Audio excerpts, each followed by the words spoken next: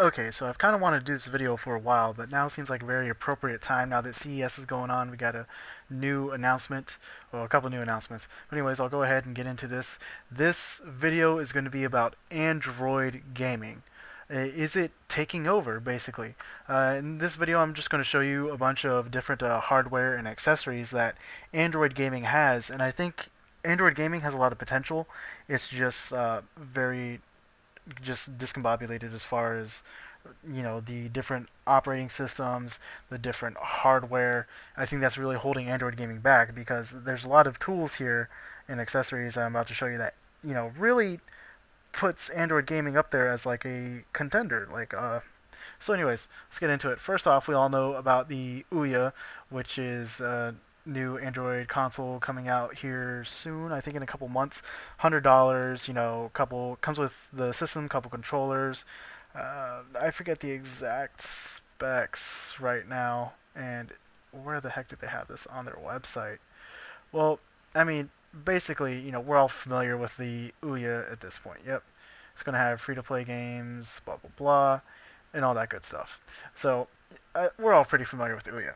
Next up, we have the Game Stick, which I don't know why they did this right after the Ouya. It seems like they're trying to like go toe to toe with these guys. Anyways, the the Game Stick here, as you can see, it's like the little controller and like a USB flash drive that holds all the games and everything, I suppose. Well, actually hooks up to your TV right there. Yeah, this looks very weird. I don't know how this would take off. I would actually think that Ouya would do better than this. I don't want to get into too many details. I'll leave all these damn links in the description. Anyways, so GameStick Ouya. Next up, we have the Nvidia Project Shield, which is a freaking beast. First up, I'll go ahead and say it's going to use the Tegra 4 processor. Now, I brought up this article real quick, tell you guys about the Tegra 4, blah blah blah. Okay, according to NVIDIA, the Tegra 4 boasts 6 times the graphics performance of the Tegra 3, provided by 72 graphics dedicated cores, 6 times the number of the cores found in Tegra 3. So the chip allegedly fuels resolutions of up to 2560 by 1600 and 1080p at 120 hertz. Oh, yeah, 120 hertz. Unlike its predecessor, the Tegra 4 supports 4G LTE connectivity. NVIDIA says that the Tegra 4 is the fastest mobile processor in the world, trumping Apple's A6X processor, which is currently found in the 4th generation iPad. So that's just a little insight on the Tegra 4. It's a beast. It is a freaking beast. So now we got that out of the way, this new NVIDIA Project Shield Android gaming handheld uses the Tegra 4. Now, obviously, this thing looks kind of clunky and ugly. Has a 5-inch 720p HD display, which 720p display on a 5-inch screen is nice. It is pretty crisp. Not gonna lie here. So the exact specs are still coming forth, but we do know it uses Tegra 4, so it has quite a bit of power behind it. It's gonna use HDMI port for video outputs, micro USB accessories, and micro SD for expandable storage. And this is the part where they're showing it hooks up to a 4K display with no frame rate lag or degradation. So that right there is pretty freaking amazing for a handheld device. Again, it looks bulky, clunky, ugly.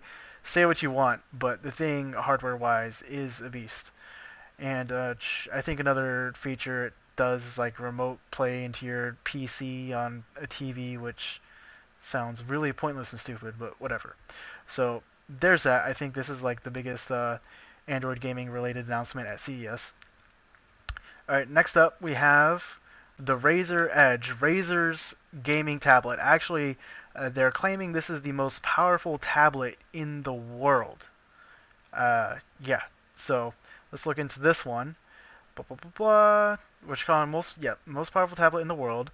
Depending on which model you get, you'll either get a Intel Core i5 or i7 processor, NVIDIA's GT640 MLE graphics card, and up to 8 gigabytes of RAM. I guess it's, I mean, it's still in the working stages, I suppose. But yeah, it basically runs like a freaking beast. I mean, for those of you who don't know, this is borderline PC specs right here. So to have that power in a freaking tablet is crazy. And as you can see here, it's got the little, dual analog and diamond button layout and D-pad. I have to admit that controller accessory looks fucking weird. The only problem is this thing is expensive as fuck. Yeah, the accessories are going to be expensive. I'm not going to go through the entire article. I mean, here it is with the keyboard. There it is with the little game controller part. I mean, just the tablet itself is going to be expensive as fuck. All the accessories be expensive too. I'll leave these articles in there so you guys can actually read more in depth. I'm just showing off real quick. So that's coming out. This is, I believe, is already out. This is more like a budget tablet, 4.1 Jelly Bean. The Arcos gamepad, as you can see here with all the different buttons and analogs, kind of looks like a slimmer Vita, but anyways, this is just another Android gaming tablet that we have available to us. 7-inch touchscreen, dual-core processor. So yeah, it's nothing really to write home about, but if you're on a budget, this might be worth looking into. The WikiPad. And this is kind of similar to the Arcos, or well, not the Arcos, the Razer, the Razer Edge. But this, I think, is going to be obviously significantly less powerful, but still a lot more powerful than Arcos gamepad. And this is also going to be a fairly decent tablet by itself, but again, just Android gaming optimized, even PlayStation Mobile certified. So this one will have quite a bit of options to it. Yeah, and it's like there's a lot of stuff coming out or that's already out that really is trying to push Android gaming, and I think it's trying to cut into that, Nintendo, Sony space as far as 3DS and Vita are concerned. So there's that. And just like a couple accessories real quick. Now this is the Moga Pro controller. It's, as you can see, it basically looks like a damn 360 controller. It's got a little clip where you put your phone right there and that's a screen. Now, kind of kills the point of mobile gaming, but still a neat idea, I guess. But the next thing I'm about to show you is far simpler, but I think you guys might be into it. Game Clip. This does, its little clip latches onto your PS3 controller and holds your phone like the screen. Again, basically same concept behind this, but, with your PS3 controller, and all you're buying is a little clip and the little case that holds it. Right here in these pictures they're showing Galaxy S3, but also they have mounts for other phones as well. So there's all that. And finally, of course, Xperia Play, don't get this, guys. This phone is outdated as hell. Unfortunately, it's the phone I have. It was cool at the time I got it, but it just, outdated before it even came out, It's great if you just want to, sit around and play emulators. There's a way to reverse engineer PlayStation games to run on the emulator that they had for Crash Bandicoot. So you can play anything that's PlayStation or before, or Game Boy Advance and before. Like, you can emulate those perfectly, but I really wouldn't use it too much else outside of that. Anyways, yeah, so Android gaming, what do you guys think of it? Obviously there's a lot of support for it, and I just want to, show that to you guys. Let me know what you think of all of this. Are you interested in any of this?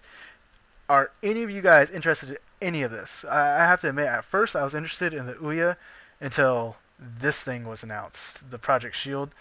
This looks a lot more promising than pretty much anything else I've shown you, in my opinion. But yeah, just let me know how you guys feel about this stuff. What you guys think. Are you interested in any of this? Let me know in the comment section. Anyways, this is PyroTakun out.